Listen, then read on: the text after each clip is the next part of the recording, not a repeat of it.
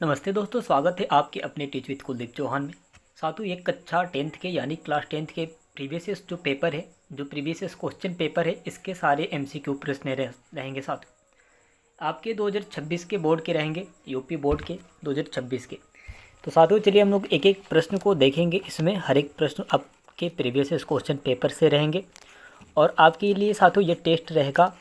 चलिए हम लोग पहले प्रश्न को देखते हैं साथियों। यहाँ पे आपको बताया गया ये आपके क्लास 10th का एमसीक्यू रहेंगे प्रीवियस क्वेश्चन पेपर के। यहाँ पे आपके पहला प्रश्न बताया है साथियों। यहाँ पे पहला प्रश्न पूछ रहा है आपका, साक्षी रहूँगा मैं कविता के कवि कौन है। साक्षी रहूँगा मैं कविता के कवि कौन है। ऑप्शन में यहाँ पे 4 ऑप्शन में दिया है साथियों। आपको पहले से बता दें, आपको जो एमसीक्यू प्रश्न होते हैं आपके 20 प्रश्न आते हैं। आपके 20 प्रश्न आते हैं यानी कि 20 नंबर कोई कम नहीं होता है मेरे साथियों। यहाँ पे आपके प्रश्न दिया गया है, साक्षी रहूँगा मैं कविता के कवि कौन है। यहाँ पे हरिवंश राय बच्चन जी, नागा अर्जुन जी, केदारनाथ अग्रवाल, सुमित्रानंद पंत हैं। 4 ऑप्शन दे दिए गए हैं साथियों। इसमें आपको बताना है कि इसमें से राइट आंसर कौन है। आप एक एक नंबर का मोहताज हो जाएंगे साथियों वहाँ पे एग्जाम में जाने के बाद। इसीलिए पहले से ही बताया जा रहा है आपको, प्रीवियस क्वेश्चन पेपर के एमसीक्यू प्रश्न कराए जा रहे हैं, तो आप उसे अच्छे तरीके से कर लें साथियों। यहाँ पे आपके राइट आंसर होंगे साथियों। यहाँ पे आपके सी नंबर आपके राइट आंसर होंगे। केदारनाथ अग्रवाल जी होंगे, यानी कि आप कहेंगे साक्षी रहूँगा मैं कविता के कवि केदारनाथ अग्रवाल जी हैं। चलिए यहाँ पे आपके दूसरे प्रश्न दिया गया है आपके स्क्रीन पे साथियों। यहाँ पे सवाल दूसरा कह रहा है साथियों, यहाँ पे आपके जो दूसरा प्रश्न है आपको बताया गया है कि मृत्युंजय का अर्थ क्या है। जो ये प्रश्न है पूछ रहा है इसमें एक मृत्युंजय का अर्थ क्या है। जो मृत्यु से डरता है क्या ये हो सकता है। जो मृत्यु से डरता है क्या ये हो सकता है। जो मृत्यु को जीतता है क्या ये हो सकता है। या फिर आपके जो मृत्यु को बुलाता है ये हो सकता है। या फिर आपके जो डी नंबर में दिया गया साथियों, जो मृत्यु का शत्रु हो। यहाँ पे आपके जो 4 बहुविकल्पी है प्रश्न को दे दिए गए हैं। आपके राइट आंसर बताना है कि मृत्युंजय का अर्थ क्या है। साथियों आपके एमसीक्यू प्रश्न है ये प्रीवियस क्वेश्चन पेपर के, चाहें तो आप प्रीवियस क्वेश्चन पेपर उठा के देख सकते हैं।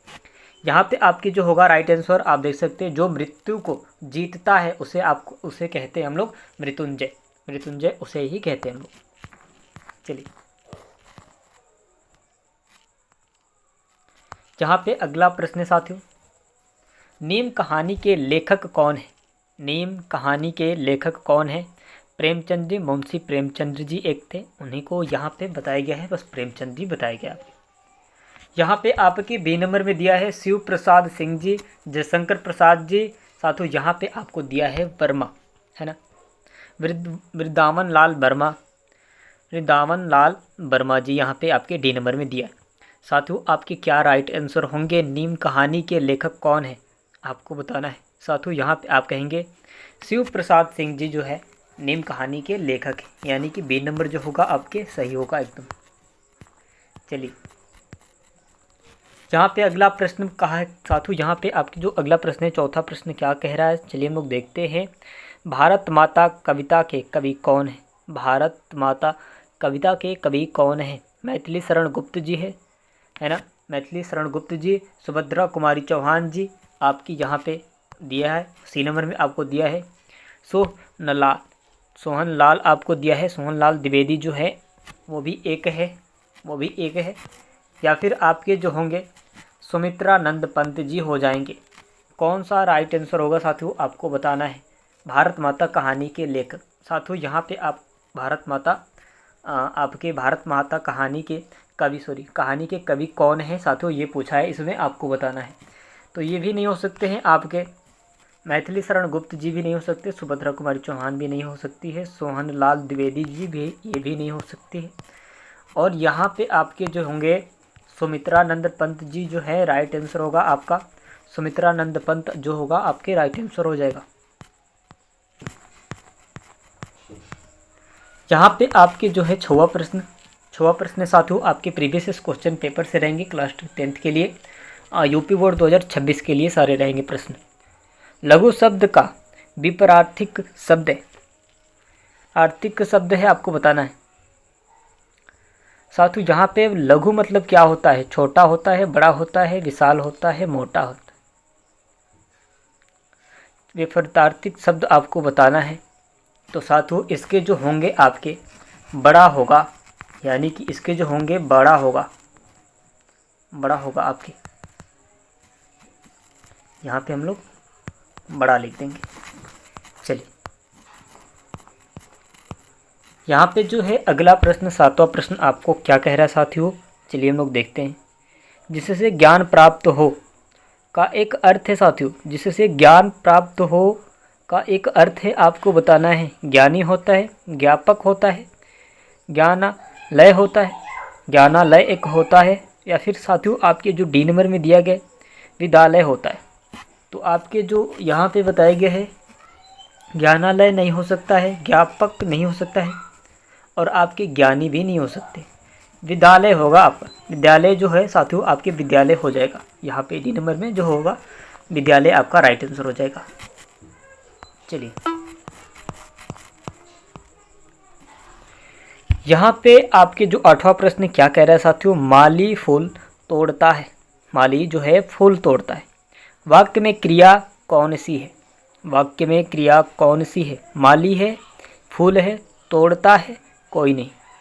इसमें क्या बात बनी है कि माली फूल तोड़ता है, तो तोड़ता है यानी कि जो क्या करता है, फूल को तोड़ता है साथियों, उसमें ये प्रक्रिया लगेगी, यानी कि सी नंबर में आपका जो है राइट आंसर होगा तोड़ना, तोड़ता है, ये आपका राइट आंसर हो जाएगा। चलिए यहाँ पे जो अगला प्रश्न है हमें इसे भी देख लेंगे। 9वां प्रश्न आपके, कवि हृदय का दर्पण होता है, कवि हृदय का दर्पण होता है, इस वाक्य में कौन सा अलंकार है, आपको बताना है। रूपक है, उपमा है, अनुप्रास है, या फिर आपका मानी विकरण है साथी, मानी विकरण है, आपको बताना है। इन चारों में से क्या होगा साथियों, आपको बता दें कि इसमें बताया गया है, प्रश्न में क्या बोला गया है कि कवि हृदय का दर्पण होता है, तो दर्पण होता है साथियों, यानी कि आपके यहाँ पे रूपक अलंकार होगा, रूपक अलंकार होगा। थोड़ा सा यहाँ पे डिस्टर्ब है, रूपक अलंकार होगा, आप थोड़ा सा मैनेज कर लीजिएगा, है ना। चलिए जो अगला प्रश्न है साथियों आपके जो 10वां प्रश्न है, यहाँ पे आप देख सकते हैं आपके स्क्रीन पे दिया गया है, जहाँ डाल डर पर सोना की चिड़िया करती है साथियों बसेरा। जो ये जो आप गाना भी सुने होंगे कि जहाँ डाल डाल पर सोने की चिड़िया करती है बसेरा, एक सॉन्ग भी है साथियों। यहाँ पे इसमें बताया गया है, इस गाने को यहाँ पे व्यतीत किया गया है, यानी कि इसमें जोड़ दिया गया है। और साथियों कुछ पूछा गया है इसमें, चलिए देखते हैं क्या पूछा गया है इसमें। साथियों यहाँ पे बताया गया है कि यह पंक्ति भारत की किस विशेषता को दोहराती है, यानी कि दर्शाती है या फिर दोहराती है। चलिए साथियों यहाँ पे बताया गया कि प्राकृतिक सौंदर्य को, है ना, ऐतिहासिक वैभव को, या फिर आपके धार्मिकता का, या फिर संस्कृति का, साथियों किसे आपको यहाँ पे दर्शाती है। आपके हो जाएगा ऐतिहासिक वैभव जो होगा साथियों आपके राइट आंसर हो जाएंगे। ऐतिहासिक वैभव जो होगा साथियों आपके राइट आंसर हो जाएंगे। मेरे प्यारे साथियों प्रीवियस क्वेश्चन पेपर सारे हैं, MCQ प्रश्न हैं, तो आप इसे अवश्य याद करें या फिर इसे तैयार करते रहें। आपके और कुछ ही महीने बचे हैं, 3 महीने आपके एग्ज़ाम के बचे हैं, बोर्ड एग्ज़ाम के। तो मेरे प्यारे साथियों जितने भी भाई बहन हैं क्लास 10th में, हिंदी का MCQ प्रश्न आप बहुत अच्छे तरीके से तैयार कर लेंगे, तो आपके जो आने वाले 20 प्रश्न रहेंगे आपके MCQ का पेपर में, तो आप उसको ताकेंगे रही या फिर किसी का वेट नहीं करेंगे कि कोई बताएगा मुझे, आप एकदम अच्छे तरीके से हल कर सकते हैं। चलते हैं अगले वीडियो में मिलते हैं साथियों, धन्यवाद।